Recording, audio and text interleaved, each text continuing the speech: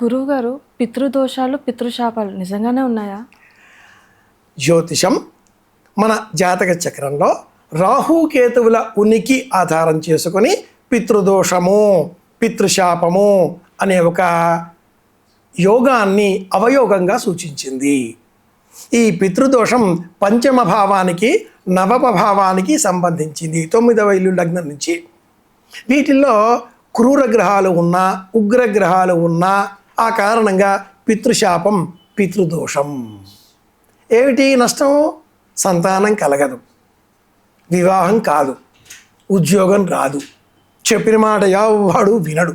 ఇవన్నీ పితృదోషాలు, శాపాల కారణంగా వచ్చేటటువంటి సమస్యలు ఉన్నాయి. నమ్మేటటువంటి వారికే ఉంటాయి. నమ్మని వారికి ఇవేవి కష్టాలు కలిగించవా? కలిగిస్తాయి. వారు వాటిని పట్టించుకోకుండా ఇంతే జీవితం అంటూ ముందుకెళ్తారు. మూర్ఖంగా ప్రయాణాన్ని కొనసాగిస్తూనే ఉంటారు.